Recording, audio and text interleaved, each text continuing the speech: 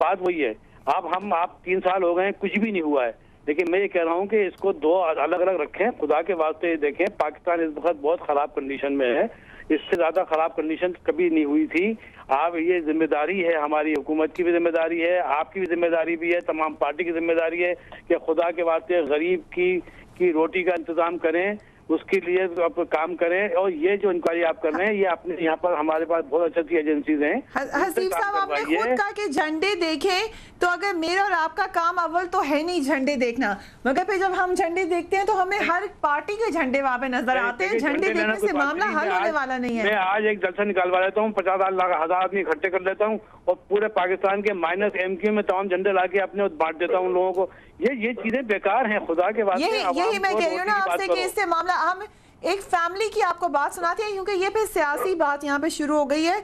जिन लोगों की जानें चली गई, उनके खानदान क्या कहते हैं, हम आपको ये दिखाते हैं।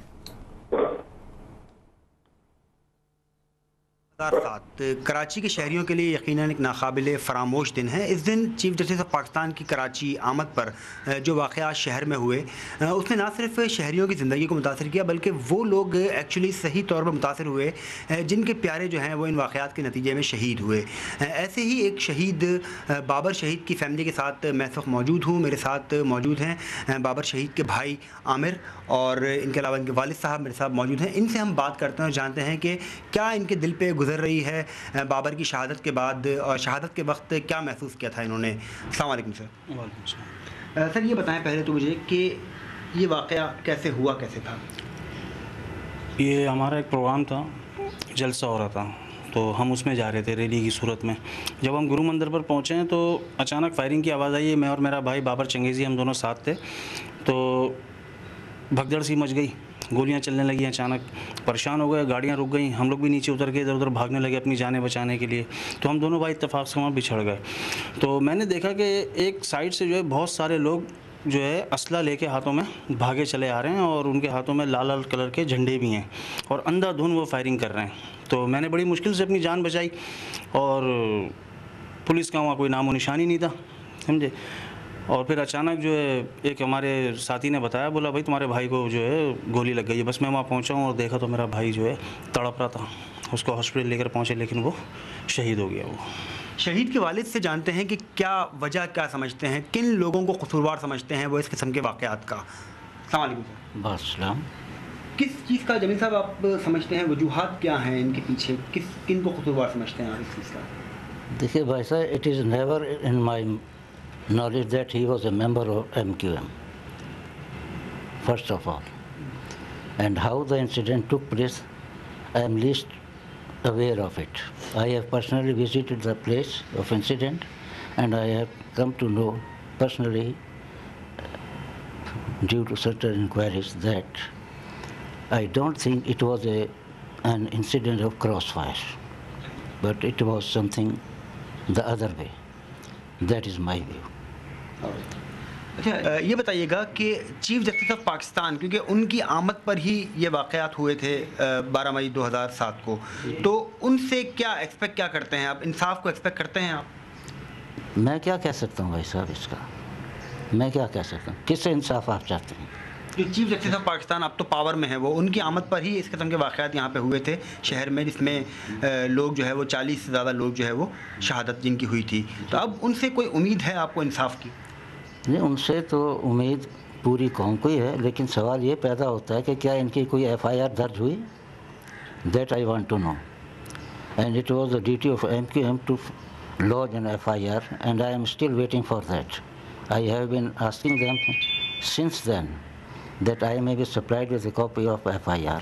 12 मई के वाक़यात जो है वो यकीनन कराची के शहरियों के लिए, तमाम ही शहरियों के लिए, और ख़ास तौर पे शहदा की जो फैमिलीज़ हैं उनके लिए नाकाबिल फ़रामोश है। मगर अभी भी ये लोग इंसाफ के मुंतज़िर हैं, और जो पार्टी रहनुमा हैं उनकी जानिब से अब भी ये लोग देख रहे हैं उनकी जानिब उम्मीद से कि पार्टी जो है वो इस पर एक्शन ले, गवर्नमेंट इस पर एक्शन ले, चीफ जस्टिस ऑफ पाकिस्तान इस पर एक्शन ले, ताकि शहदा को जो है कुछ रिलीफ फराहम किया जा सके। आप लोगों ने बात सुनी। मेरे साथ इस वक्त फ़ोन लाइन पे हसीब साहब मौजूद हैं, उमर चीमा साहब लाहौर में मौजूद हैं, अतमल्ला साहब भी थे, हनीफ अब्बासी साहब आप यहाँ पर मौजूद हैं। कैसा वो इंसाफ है, कहाँ के आप उसके अलमबरदार हैं? उस मुल्क के सियासतदान हैं जहाँ पे एक बच्चा मर गया, 3 साल हो गए, FIR भी नहीं दर्ज हुई, फिर आप किस मुंह से कह रहे हैं कि दूसरे मुल्क में जाके क्यों मुकदमा ले गए? देखिए फरिया कि अभी उसने यही बात कही है कि वो जिस पार्टी से उनका ताल्लुक था वो उनसे बार बार कह भी रहे हैं कि हमें FIR की कॉपी दी जाए, कॉपी भी नहीं मिल रही।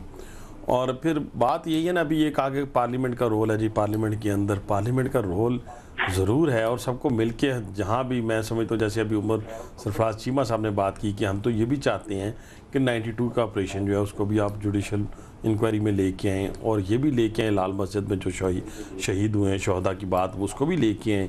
और इसी तरीके से 12 मई और 9 अप्रैल को भी आप भूल गई हैं जब वकला को जलाया गया था। इस कराची में बहुत कुछ हुआ है और बहुत कुछ हो सकता है। तो मैं समझता हूँ कि इन सारी चीज़ों को आपको लेके आना होगा और पार्लियामेंट में ठीक है रोल हमें भी अदा करना चाहिए। सियासी कारकुनान के तमाम ही वारिस होते हैं, तमाम पार्टियां वारिस होती हैं, लेकिन ये कभी नहीं हुआ। लेकिन फरिया ये कभी नहीं हुआ। हमने तो आवाज़ हमेशा उठाई है, लेकिन मैं तो देखें मेरी बड़ी हर तकरीर में 12 मई का जिक्र है, 9 अप्रैल का जिक्र है, लेकिन जो बात मैं कहने लगा हूँ, आप शोर मचाएं, आप मजलूम के साथ खड़े होते हैं। जब किसी का कोई बेटा कत्ल हो जाता है, किसी की बेटी कत्ल हो जाती है, तो आप मजलूम के साथ खड़े होते हैं, लेकिन थाने में जो है वो मुद्दई ने जाके FIR लॉन्च करवानी है। मैं जाके उसके बिहाफ पे FIR लॉन्च नहीं करवा सकता, ना मैं इंसाफ ले सकता हूँ, मैं उसका साथ दे सकता हूँ, मैं उसके साथ खड़ा हो सकता हूँ। ठीक है, हम अब्दुल हसीब साहब से पूछ लेते हैं। सतक हमारे साथ फोन लाइन पे मौजूद है। कोई FIR जो आप लोगों ने अपनी पार्टी की तरफ से दर्ज करवाई हो? नहीं, हमने तो नहीं करवाई है। देखिए, ये जब वहाँ पर जब वाक़या हुआ था, उस वक्त 12 मई के वाक़े के बाद जो हालात थे, उसके बाद टाइम लगता है उसके अंदर, इसलिए कि वो ऐसा वाक़या हुआ था जो कि वो किसी के जहन में भी नहीं था कि ऐसा हो सकता है। इसका शुबा था, इसलिए हमारी गवर्नमेंट ने जो है उसके लिए अब तो 3 साल हो गए ना हसीब साहब, कहा था कि आप उसमें करें, लेकिन ये कि उसको किसी ने वो उससे कोई वो काम धरा नहीं और अपना वो प्रश्न निकाला उन्होंने और फिर वो दहशतगर्द सामने आ गए। आप देखें कि मेरे जो MQM के जो हमारे शोधा शरीक हुए हैं उसमें उनके खानदान वालों से भी आपने इंटरव्यू दिए हैं जो यहाँ पर मौजूद हैं। तो उनकी FIR क्यों नहीं दर्ज हुई? मेरा सवाल ये है, FIR कौन दर्ज करवाएगा? सियासत खत्म कर दें, की सियासत खत्म कर दें, खुदा के वास्ते। जी उमर, आप बताइए, आपने FIR दर्ज करवाई? फरिया आपने जो क्लिपिंग्स दिखाई और जो हसीब साहब ने भी बात की, मुझे तो ये सारी चीज़ से लग रहा है कि शायद उस वक्त भी और आज भी हुकूमत, शायद किसी और मुल्क की शायद हुकूमत वहाँ पे लोग वहाँ पे नुमाइंदे, क्योंकि जब हुकूमती पार्टी के अपने नुमाइंदे जो हैं अपने कारकुन जो हैं वो निशाना बनते हैं, ना उनकी FIR कटती है। अगर उनकी आज जो वफाकी हुकूमत में जो पार्टी बैठी है उनके अपनी लीडर अगर को कत्ल किया जाता है, ना उनकी इंक्वायरी हुई।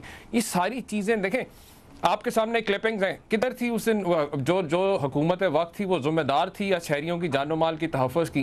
किसी एक क्लिपिंग में आपको किसी रेंजर का कोई या पुलिस के कोई दस्ते, वो कहाँ थी गवर्नमेंट की सारे के सारे इंफ्रास्ट्रक्चर, कहाँ थे वो सबके सब? ये बहुत बड़े सवालिया निशान है जो मैं आप देखें, मैं आपको फिर इसीलिए कह रहा हूँ कि हम ये समझते हैं कि ये 12 मई के वाक़या, ख़ास तौर पर इस वाक़े के अंदर चीफ जस्टिस ऑफ पाकिस्तान खुद इसके अंदर गवाह थे और इस सारी जद्दोजहद के अंदर जो लोगों ने कुर्बानियां दी हैं, उनको बड़ी उम्मीदें हैं इस आज़ाद अदलिया के साथ कि उनको इंसाफ मिलना चाहिए। क्या आप समझते हैं, आप क्या करना क्या चाहिए जल्दी से, क्योंकि मुझे प्रोग्राम क्लोज करना है? ख्याल है कि जिन लोगों के अभी उनके वालिद साहब ने और भाई ने जो बात की है और जो जिम्मेदार हैं और जो पार्टियों के वो कारकुनान थे, उनको आगे जाना चाहिए और कहना चाहिए हुकूमत को हमारे कारकुनान को इंसाफ दो, वरना हम जा रहे हैं। ठीक है, आपने नाज़रीन बात सुनी। हनीफ अब्बास साहब आपका बहुत शुक्रिया। उमर चीमा साहब मुझे लाहौर से ज्वाइन करे थे, आथा मिनल्ला साहब और हसीब साहब ने हमें ऑनलाइन ज्वाइन किया। आप सबका बहुत बहुत शुक्रिया। सियासी ब्लेम गेम चलता रहता है, सियासत का हिस्सा होता है, मगर जब जाने चली जाएं, वो भी सियासी कारकुनों की जाने चली जाएं, तो मामला बड़ा गंभीर हो जाता है। 12 मई की तारीख बड़ी अहम है। 12 मई 1857 के हवाले से जंग आज़ादी का दिन भी कहा जाता है। ये वो दिन है जब कहा जाता है कि ब्रिटिश मुसलमान और दूसरे लोग भी उठ खड़े हुए थे ब्रिटिश एम्पायर के खिलाफ, मगर वो जंग अगरचे हम हार गए थे, मगर उस वक्त की जो चिंगारियां लगाई गई थी उसी की वजह से 1947 में हम पाकिस्तान हासिल कर पाए थे। कहने का मकसद यह नाज़रीन के शहीदों का खून कभी रायगा नहीं जाता। आज खामोशी ज़रूर है, मगर कभी ना कभी 12 मई के लोगों के सवालों का जवाब हम ज़रूर हासिल कर पाएंगे। फरिया रीस को मेरी टीम को इजाज़त दीजिए, कल फिर आपसे मुलाकात होगी। अल्लाह हाफिज़।